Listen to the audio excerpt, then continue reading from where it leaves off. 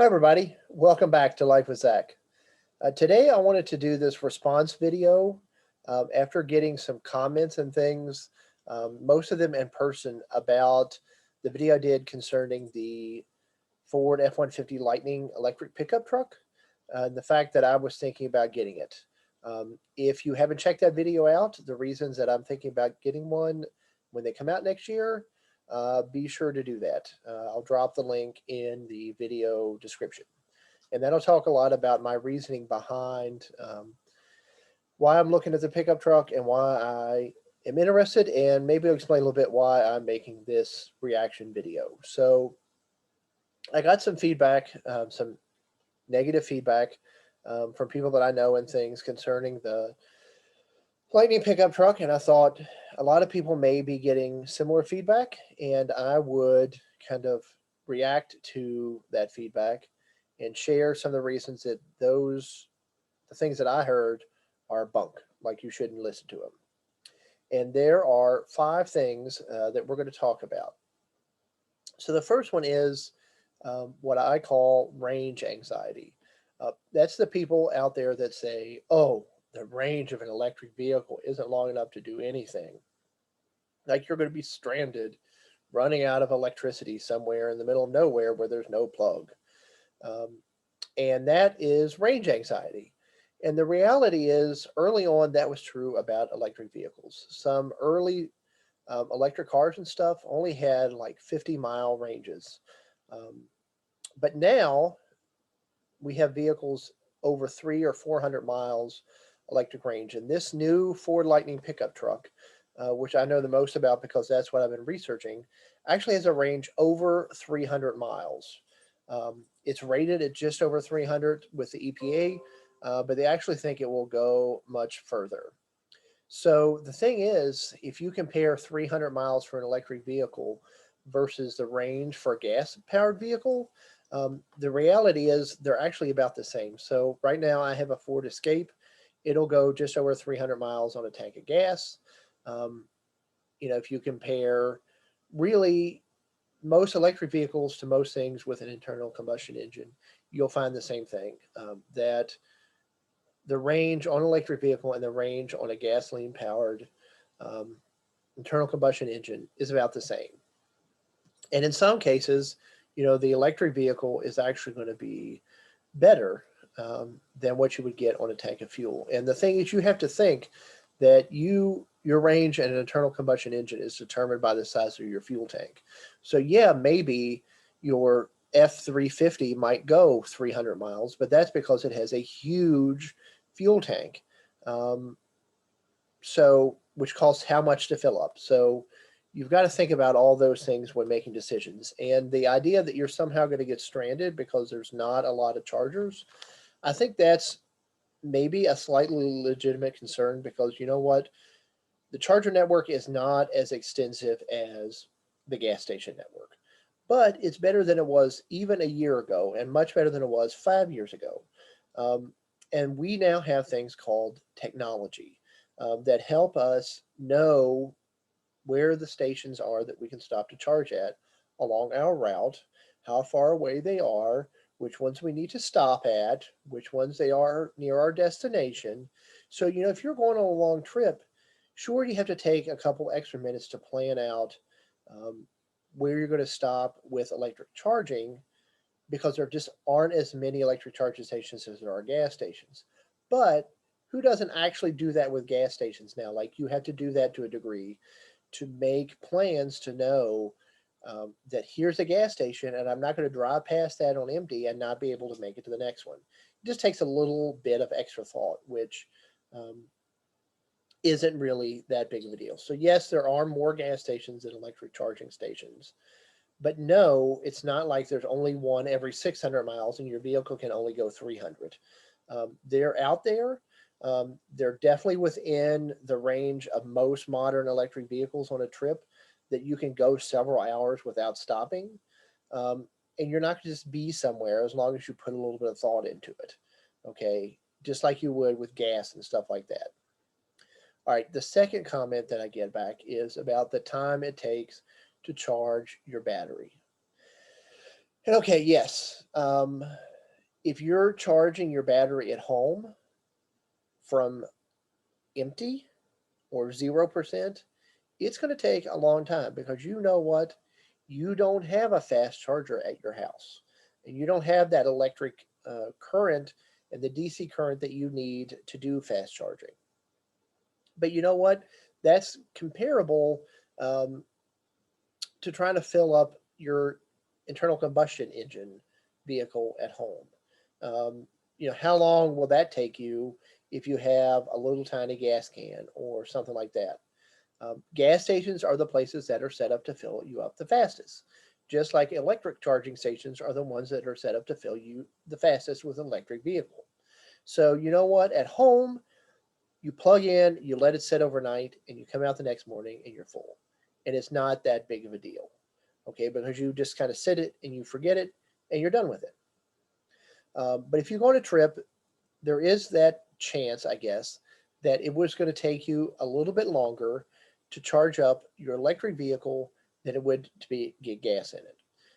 And what happens is, for the Ford Lightning, it's a 41-minute charging time from 0 to 100%. All right. Which, yes, that is longer than it takes for me to put gas in my vehicle. It typically takes me about 3 to 4 minutes to fill up once the gas actually starts flowing. So there's a big difference there. But there's a couple things. Number one, if you're on a trip, how many people actually wait until they're almost completely empty to fill up? Some people probably do, but a lot of people probably don't. Okay.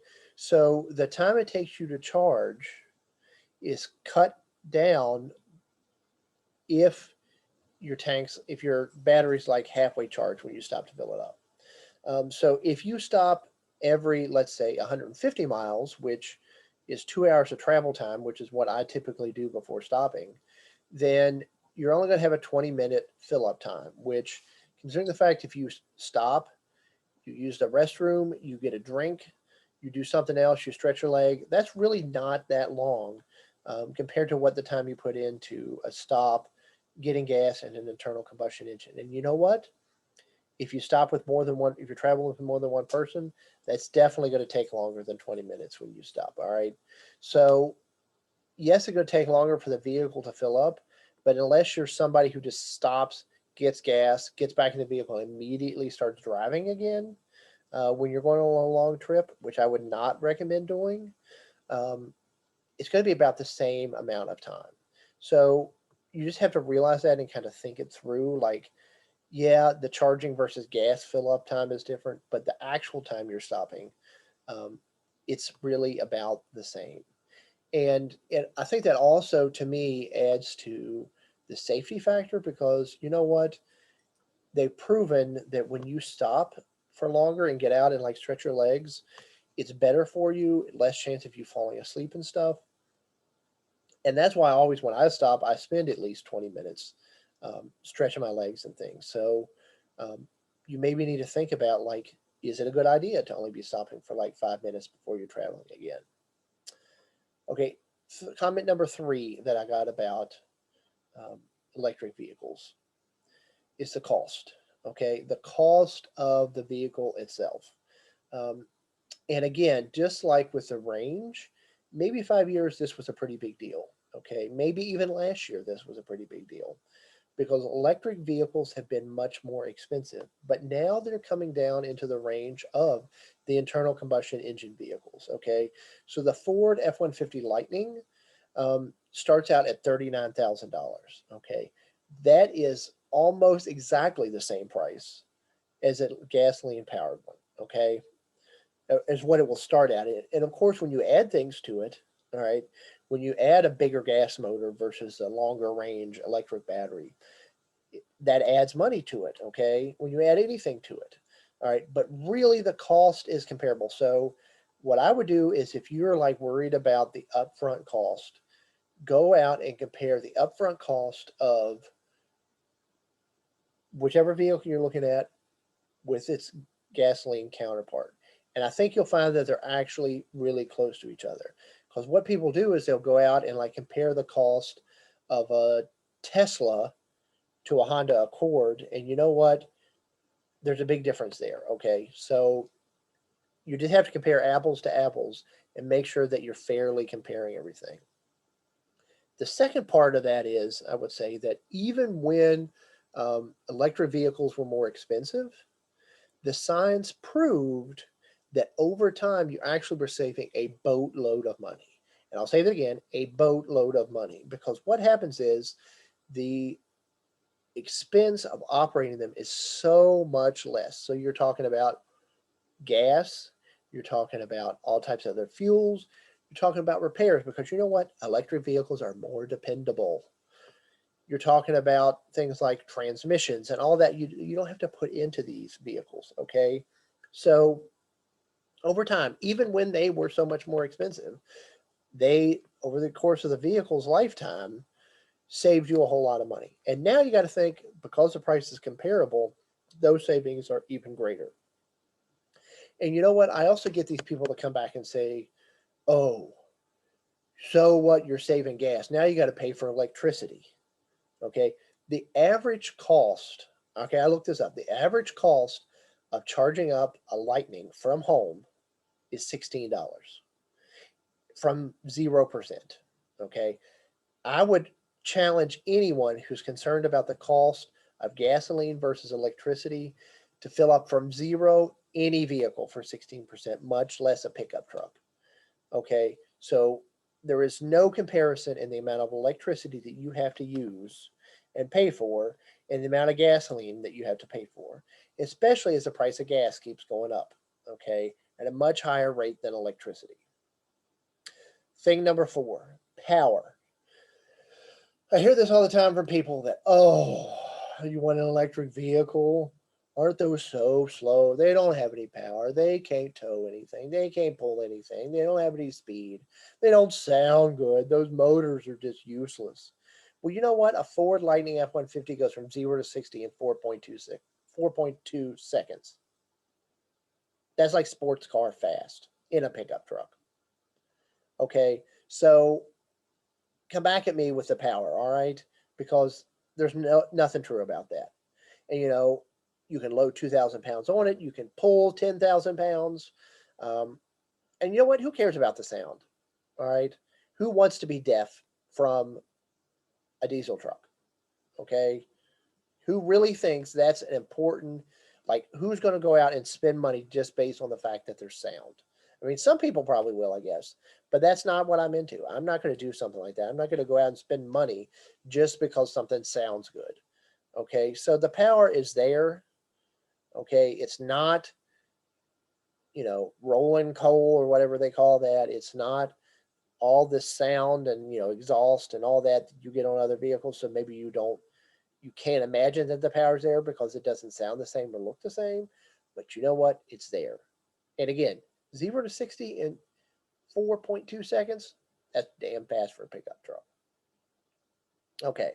The next thing, number 5, is the batteries. Okay. People are like, oh, the batteries are going to wear out so quickly. And then you got to throw them in the trash.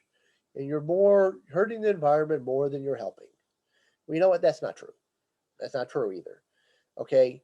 The batteries for an electric vehicle are much more dependable than any part of an internal combustion engine. Right now, they're looking at the electric batteries in some of the Teslas and some of the other vehicles that have been out for a long time, lasting about 1,000,000 miles before they go down to 80% of their capacity. Okay. And why is 80% of their capacity important? Okay. The optimal, I guess, operations of your vehicle happens at 80%. Okay. That's actually the optimal point to fill it to, because it's so much more difficult to go beyond that.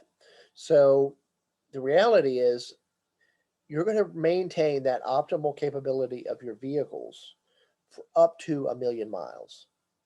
Do you know what the range of a internal combustion gasoline powered engine is before it, the average age before it fails? 140,000 miles. Okay. So you're not in any way comparing the same thing. All right. You're not going to go 5 years to have to put a battery in it unless you're driving a million miles in 5 years. And then I'd like to meet you. Okay. So you're going to go 10, 20 years before you have to deal with batteries. All right. And the final thing, this is an added bonus to beyond number 5, is this pushback that I get about people like, why are you just buying an electric vehicle? Why do you got to be so green? Why do you got to be a libtard? Why do you got to be, Mr. Environmentally friendly tree hugger? Okay, why are you going out just to buy an electric vehicle? Okay, so the reality is, I'm not going out to just buy an electric vehicle, and I would not encourage anyone just to go buy a vehicle just because it's electric. Okay, that is not a wise use of your funds. Okay, I hope you're not making any decisions like that, okay? Because you need to research the vehicle that you're looking into. You need to research anything that you're looking into, all right? And an electric vehicle definitely needs to be one of those options that you think about, okay? Just like if you were buying a pickup truck and you're making a decision of gas versus diesel, now it needs to be gas versus diesel versus electric, okay? Because if you're not making that evaluation of those three types, you really only hurt yourself, okay? You shouldn't discount an electric vehicle just because it's an electric vehicle. And I don't know who would do that, and I don't understand why people would just make the decision that they don't want an electric vehicle just because it's an electric vehicle, or use this idea that it is environmentally friendly to put someone down because they want to buy it. All right. If we can be environmentally friendly and get what you want, what is wrong with that? There's nothing wrong with that. You're helping everyone. You're helping yourself. You're helping other people. Okay. So again, don't just go buy an electric vehicle because it's an electric vehicle. Don't go buy any vehicle just because it's that type of vehicle. All right. You need to make sure it is the best fit for you. And maybe an electric vehicle isn't. Okay.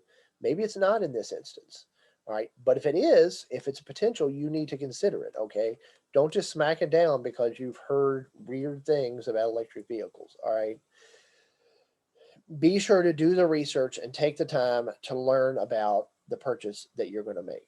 All right. So, again, 6 things that I've heard back are range anxiety, battery charging time, cost, power, um, the length of time that you're able to keep the batteries without them failing, and then this whole libtard environmentally friendly thing. All right. None of those are reasons that should stop you from buying an electric vehicle. So be sure to check out my other video with a Ford F-150 Lightning to determine what I've said about that and why I like that one. Um, or check out any other video about any other electric vehicle that you're checking out. And be sure to do your research and be prepared and keep an open mind when you make the decision of what you want. So hit the like, um, subscribe to get the latest videos when they come out. Leave me a comment with any feedback. I definitely like to hear it or any questions you have. And we'll see you soon.